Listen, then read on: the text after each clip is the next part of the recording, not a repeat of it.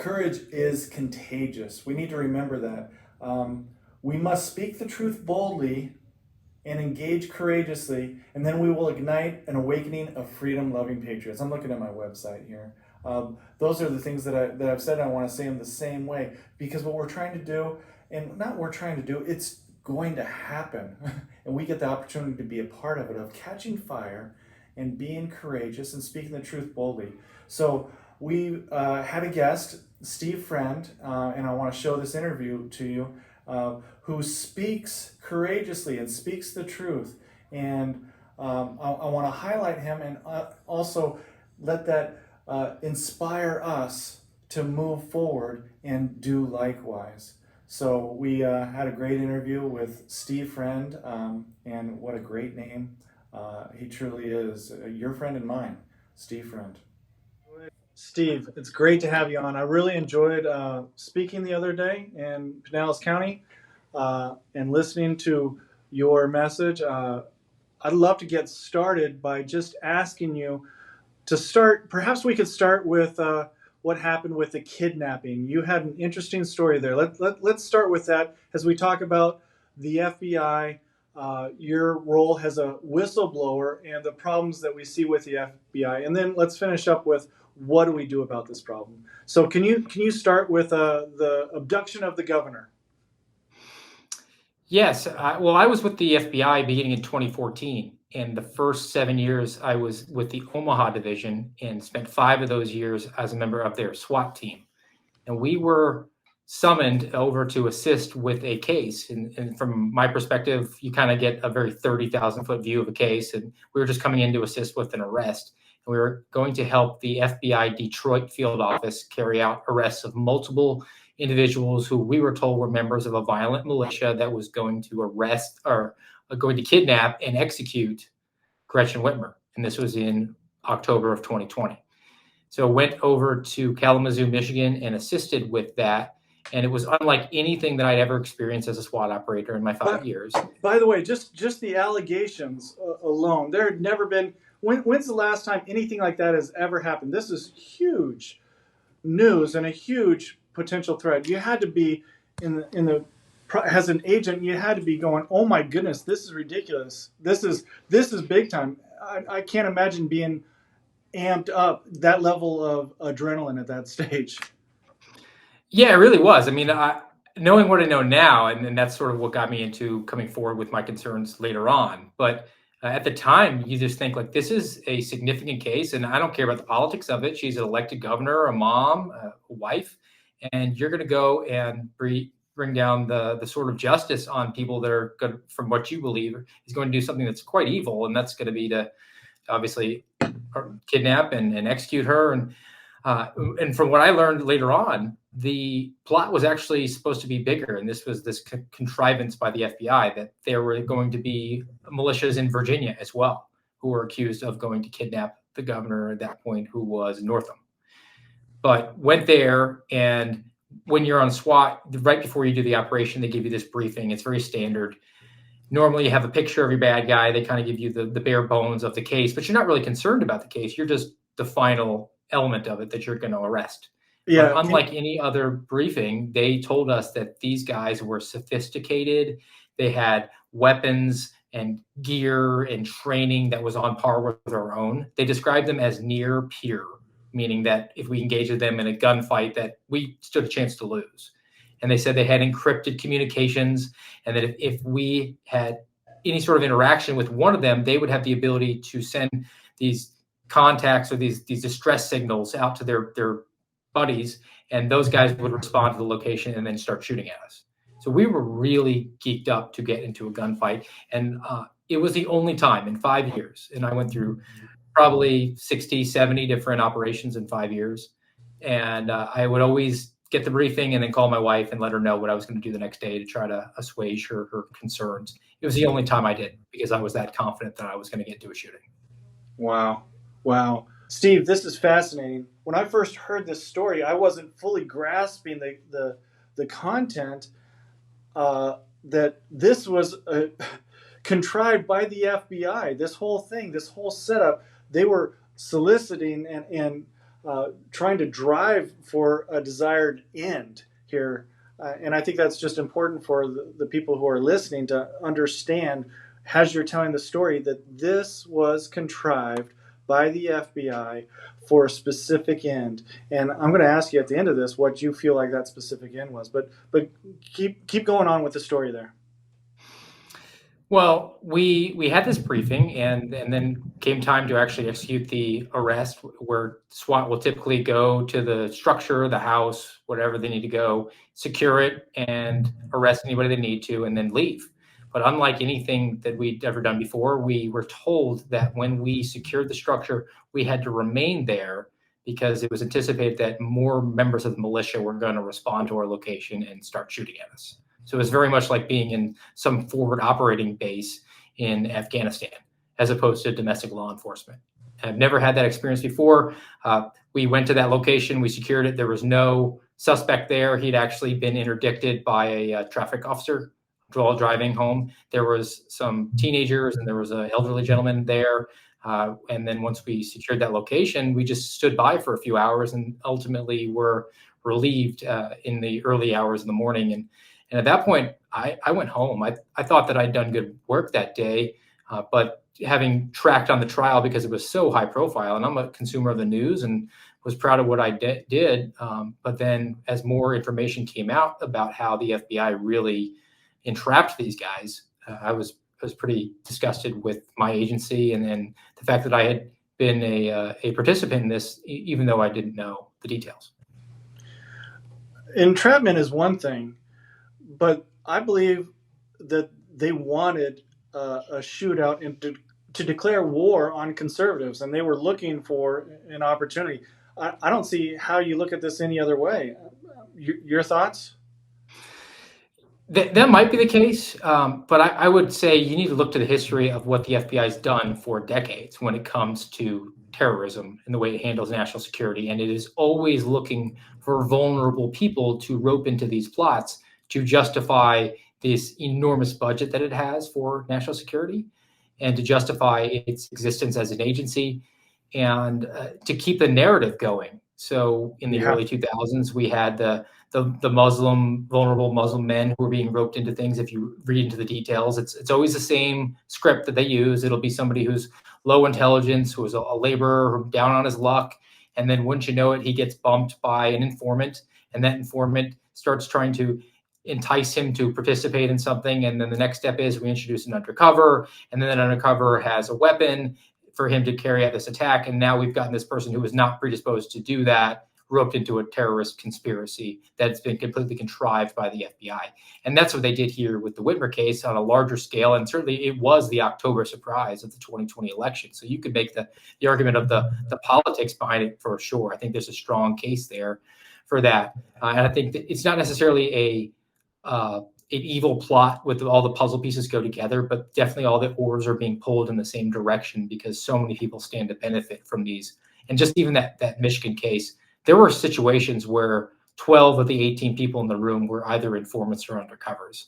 And the vice president of the organization was an informant for the FBI. So completely driven by the FBI. They gave them the training and the gear, and they drove them around on their recon trips. The entire plot was hatched out of an FBI office and then presented before these people.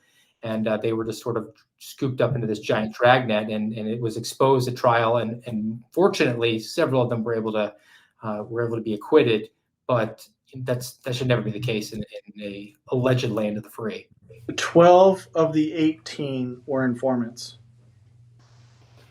Yeah, either informants or undercovers. So assets of the federal government for this plot. And this is when we start going down into the I wouldn't say conspiracy because it's actually established fact, but what you were talking about where there's a political angle to it. So you have the case agent who was eventually ousted. He was fired because he was roped into a swingers party where he then engaged in domestic violence against his wife. And side note, he was running and operating a CrossFit gym full time as an agent while doing this case. But he made some very political statements on his social media about being against Republicans, about being against Donald Trump. And then he was driving this case. And then you had the other two agents that were eventually assumed control who were looking to retire and establish a security private security firm. This was going to be the way that they made their bones. And all the way up the chain of command to the special agent in charge of the Detroit field office, Stephen D'Antuono, who shortly after this case was elevated to Washington field office as a special agent in charge, and he oversaw January 6th. And he was in the bird's eye seat on January 6th, the same agent. Did I get that right? Correct. Yep. All right. Well, let's move to January 6th and what eventually caused you to blow the whistle. Well, I moved from my division in the Midwest to Daytona Beach in 2021 in the summer. So this was multiple months after January 6th. I had no involvement with any of those cases. And I was transferred with the understanding I was going to work on child pornography. But as we came up against the end of the fiscal year, which we just went here with the budget, the FBI has to do a budget as well every year. And they decided to reallocate their manpower more towards domestic terrorism, because that's where all the funding is going. That's where all the political attention is. And I was told that I needed to put all my child pornography work aside, no longer work on it. It was no longer a priority, and work on domestic terrorism. And in my office, that was almost entirely January 6th. So those cases at that point were 9 months old because it was in October and had been worked in our office. There weren't any new cases coming through, but I was very familiar with the way to carry out criminal investigations in the FBI after at that point, it had been over 7 years of investigating. I'd opened over 200 cases. I arrested 150 violent criminals. So I was very familiar with the FBI's rule book. And when I got my first look at the January 6 cases, it was immediately apparent to me that the FBI is departing from its rules that guide how it's supposed to run cases. And the only plausible explanation for that is they're juking the stats on domestic terrorism to make it appear that domestic terrorism is far worse in this country than it actually is. I just got to pause because the irony, the unmitigated gall of taking you off of child pornography, human trafficking, to put you onto domestic terrorism is just indicative of these rogue agencies, bureaucracies, just moving into unconstitutional, just horrible places that need to be reined in, and it's desperate that they be reined in. And well, I'm sorry, I love what you're saying, and I want you to continue, but I got to just pause at certain sections of the story to just say we have to do something. But go ahead. Tell me more about the what they did to juke the stats to inflate domestic terrorists. Well, the way you would typically run a case in the FBI, and January 6th is one case. It was one incident in one location on one day, and you would open one case, and there would be however many subjects who allegedly committed crimes who would be investigated at that point. But instead, the FBI elected to open a separate case for every single person who was supposed to be a subject that day. So now we've taken one case and turned it into thousands of cases. And then as opposed to running the case officially from Washington, D.C., where the incident happened, they said that wherever the person lived, that office would have responsibility for investigating that case. Now, that creates the illusion of thousands of cases spread around the country when it's really not true. It's a one-time incident. It is very unusual, but it is allowable. The major departure, which is actually a violation of the FBI's procedures, is that there is still a task force that exists in Washington, D.C. that is running these cases and basically giving directives to the field on how to run their own cases. So wherever you stand on January 6th, you might think that it's the worst insurrection since the Civil War. You might think it was a guided tour through the Capitol building. You might fall somewhere in between. But the fact that the FBI is giving directives to agents jeopardizes those cases because it's operating outside of its policy. And I brought that concern forward because I said, look, I've been to trial. Unlike most agents, I've actually been to trial 8 times in my career. I know there's a lot of pitfalls. There's a lot of red tape that you have to do. And we are not documenting why we're doing it this way. And when I asked why we're doing it this way, I was told it's to get buy-in from the field. Buy-in meaning, who knows? It could mean that you don't think anybody's going to work hard unless you tell them that their name is on it. Or more likely, it's tied to, and we can get into this, it's tied to what is called integrated program management. IPM, and that is the FBI's little known quota system that it operates under for its cases and productivity that it then goes to Congress to justify its funding. Okay. Tell me more about IPM. IPM is about 10 years old. It came in, I believe, around 2013. And Okay. lo and behold, it dictates the number of cases that have to be opened, arrests that have to be made, the tools that have to be used. It gets down into the nitty gritty of the number of intelligence products that have to be authored, even the number of people who have to take the fitness test in the first 6 months of the year.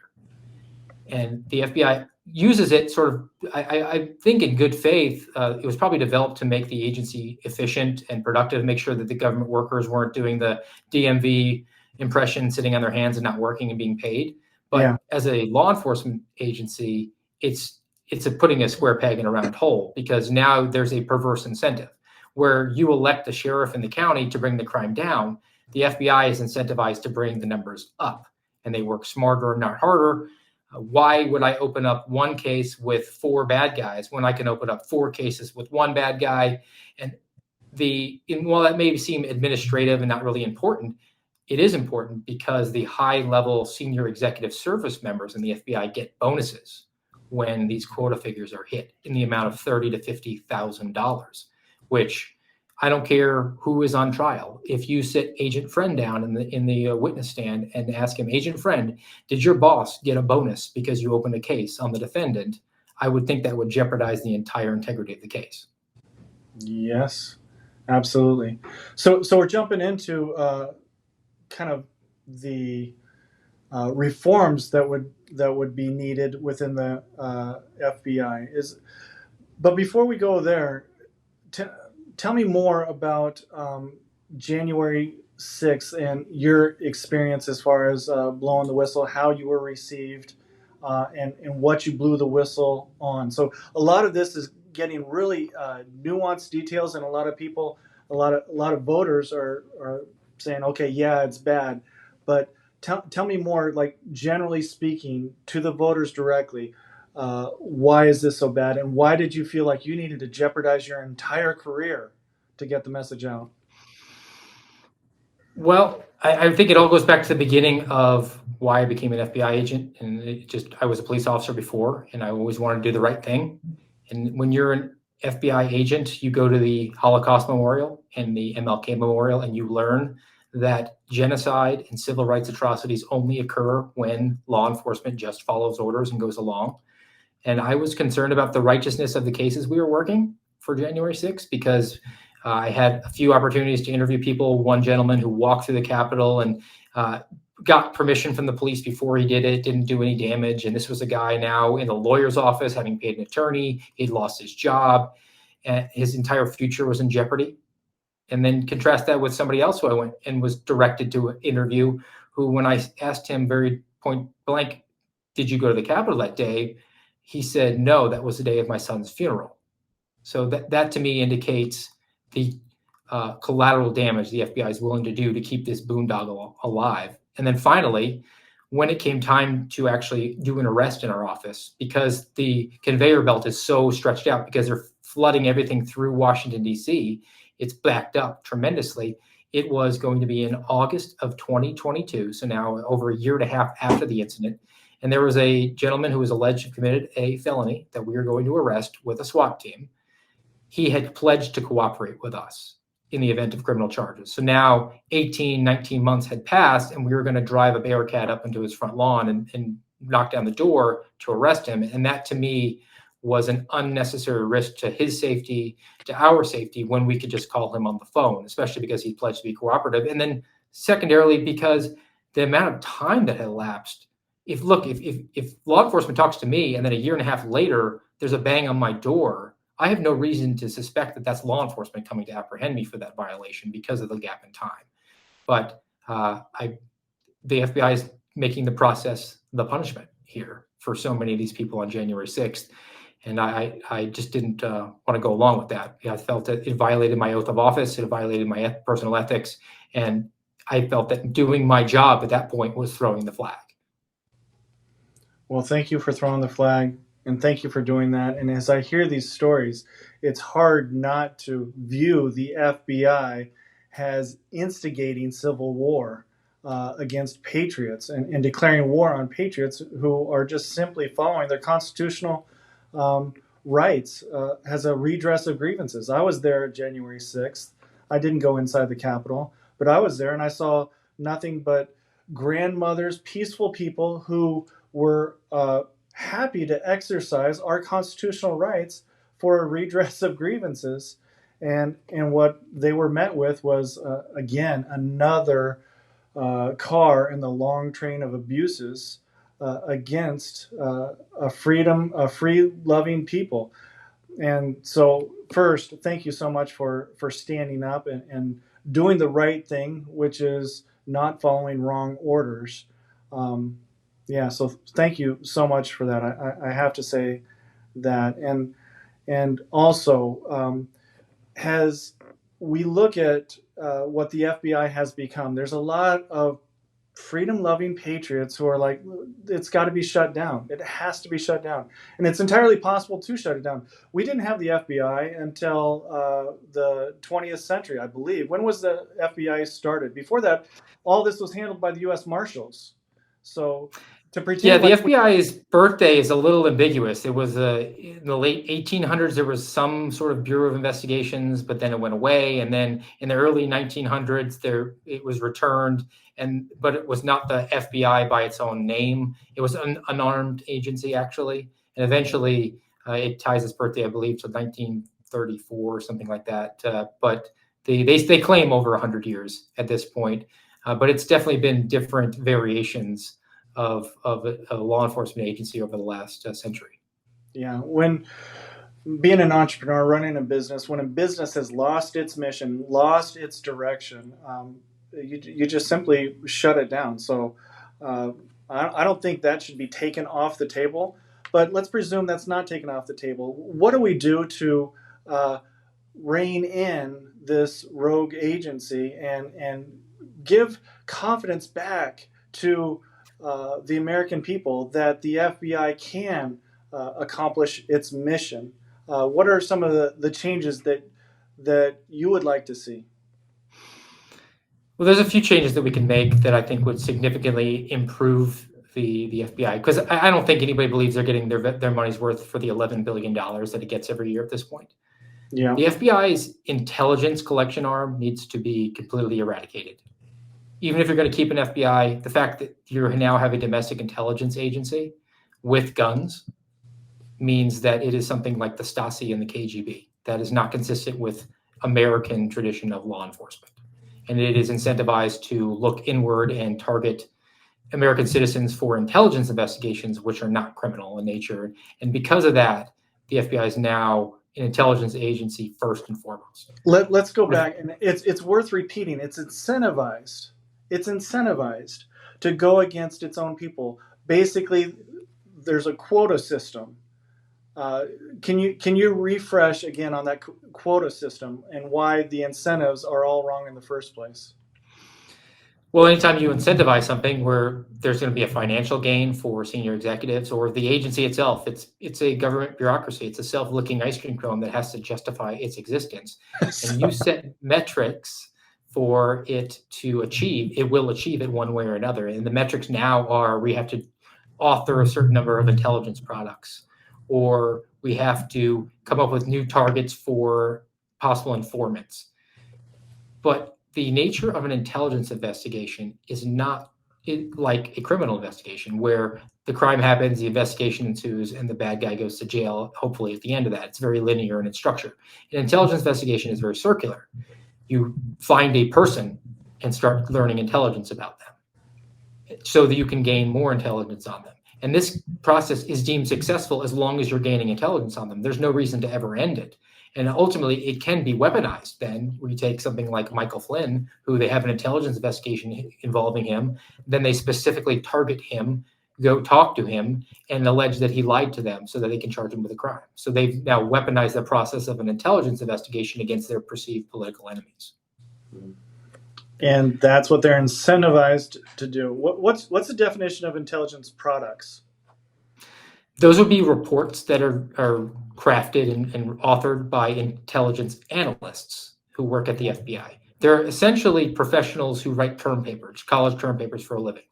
They have to write a certain number of them a year. They have some latitude on what they want to do it on. There are some rules, but they're not really being followed. And there's no more egregious example than the radical traditional Catholic memo that emerged from the Richmond field office several months ago, where this author was using sourcing from the Southern Poverty Law Center, Salon.com, and The Atlantic as his information. So definitely sourced from one side of the political spectrum, not the other, and identified problematic beliefs within the Catholic parishes that this author, who I believe probably self-deployed to parishes. They seem to have an animosity towards the Catholic Church, but let's just leave that as speculation.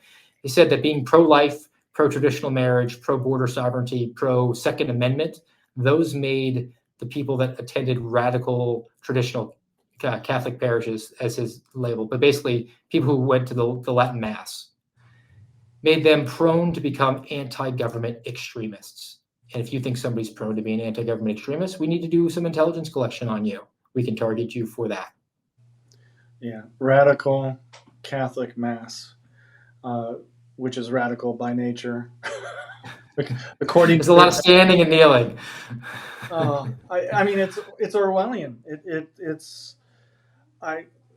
I have to laugh, otherwise I end up crying all the time about the situation that we're in right now. The incentives, by the way, just to share with you, coming from an IT background, IBM really was dominated in software for a long period of time.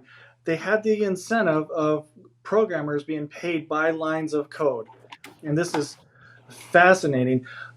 What ended up happening is they had bloated code, bloated programs, and now more newer companies came along and developed code that was much more efficient. But they kept to that incentive program because people were so tied into those incentives.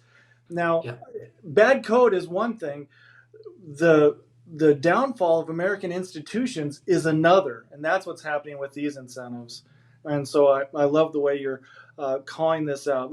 Let's also talk about Series 1811, Criminal Investigators, what you'd like to see happen there, what the best way to rein in this bureaucracy would be as far as those criminal investigators. Well, if you're going to stop short of breaking the FBI into a million pieces and scattering it to the wind. Nice quote. I got that. JFK.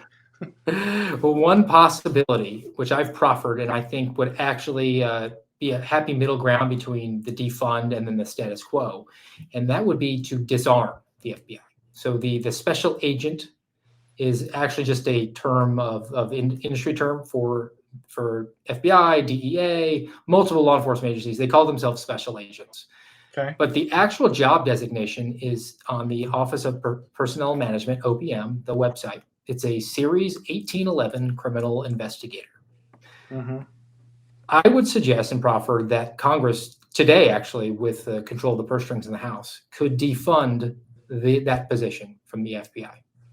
No longer make it an armed criminal investigative agency, make it an unarmed criminal investigative agency like it originally was. And before anybody says, well, now you just have police running around without guns, this is like Scotland Yard. What the FBI currently does, and it has a proof of concept, they partner with local agencies every day. There are individuals who are nominated from a police department or a sheriff's office or a state agency, and they come over and they get a cross-deputization. They retain their current arrest powers, but they get a federal arrest power. The U.S. Marshal swears them in, and they have dual power. And they augment the FBI's manpower. They bring local knowledge. They know where the usual suspects are for their area. And their goal is to work in these task force sort of scenarios to address threats that might be crossing over into multiple jurisdictions. And they are technically the most powerful people in the FBI because they have state arrest authority and federal arrest authority. Now, if you were to eliminate the federal arrest authority from the FBI or the federal guns and enhance that, you would make the FBI better. Because in order to become a task force officer, you have to be a detective with your agency, which means you've cut your teeth at the police academy, you were a patrol officer, you worked your way up to become a detective. And typically it doesn't go to a first-year detective. It's somebody who is a veteran and knows things. It's a reward because they are trusting you to go out and bring back the cases that are going to be best for your agency. Those guys are superior in law enforcement to most FBI agents who just go to Quantico for 20 weeks and then are immediately thrust into the position of being the premier law enforcement agents in the country. You don't know anything. You've got no academy. That's basically it. You don't even learn the law. I mean, there's a joke in the FBI that when people are about to graduate, you say, "Hey, you're about to be a federal agent. Can you tell me a law?" And they won't know because they don't teach them. That's on the job training that you hopefully pick up along the way. And as we've seen with January 6th, they just kind of make up the law as they go. But I think that if you did that, you would create a bulwark for the local police authorities, be it sheriff or police department chief, because they would have the ability to say, my people aren't going to assist you with that. So you're not going to have my approval to investigate this, what you're alleging is a crime. Because the sheriff is incentivized to bring the crime down or he'll lose his job. He'll lose the next election. Yeah. Whereas the FBI agents are doing the bidding of headquarters, which is pushing them to bring the numbers up. Yep, that's good. That's really good. I'll probably be calling you to finalize kind of a policy statement on that, and then when I'm in Congress to put forward legislation along those lines. Say as far as organizations that you're working with, or anything that you'd like to say to the voters directly. Yeah, I have a few items I could give to them. I am currently working as a fellow for the Center for Renewing America, and I would encourage everybody to go to their website, americarenewing.com, and you can learn about the work I've done on the FBI and domestic intelligence and security services, as well as a whole plethora of other items. They're really big on the budget and the border security and eradicating this woke and weaponized infection that has seized our current federal government. And I think that's worth anybody's time to read into there. And I would also like folks to realize that I've been on the inside. I spent 14 years in law enforcement, almost a full decade in the FBI. And unfortunately, what has happened is that too many people view the oath of office, the oath to the Constitution that I hold so dear, as nothing more than an iPhone user agreement. They check yes, because they know that that comes with the benefits of a pension and a great salary and all the accolades that they can claim. We need to fundamentally rethink who we're installing in our government at this point. We need people who actually embrace what the Constitution stands for, the civil rights that are enshrined in our Bill of Rights, and they have been lost at this point. So we need to have a reformation, and that begins at the ballot box and then also at the kitchen table. I would encourage everybody to get involved as much as you can. The doctrine of the lesser magistrate is a real thing. When you can impact your community and fortify your community, if we all paint the section of the fence that is stretching across this giant lawn that we call America, we can pull this thing back from the brink. So thank you very much for the opportunity today. Awesome. What a great patriot. That was a fantastic interview, and it was just fascinating. I'm still thinking about especially what happened there with Governor Whitmer. Amazingly sad what the weaponization of our government.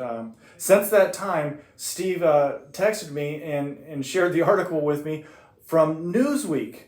Of all places, Newsweek has vindicated everything that he blew the whistle about. Everything that you just heard has been vindicated in Newsweek. You know, first Biden's starting to build the wall again, and now Newsweek is vindicating and telling the truth about the FBI. What in the world is going on? This is crazy. But you can check out that article on Newsweek, and I just want to thank Steve Friend again for an amazing interview, and I look forward to having him on the show again and having other conversations with him again as a reminder, so that each and every one of us, each and every freedom-loving patriot, should be encouraged and inspired to speak the truth boldly and courageously and ignite that fire of freedom-loving patriots, because it doesn't take many of us to change the entire nation. And it didn't take many people many freedom-loving patriots to start this nation, and we're at that inflection point in our history. So let's go win, and Godspeed.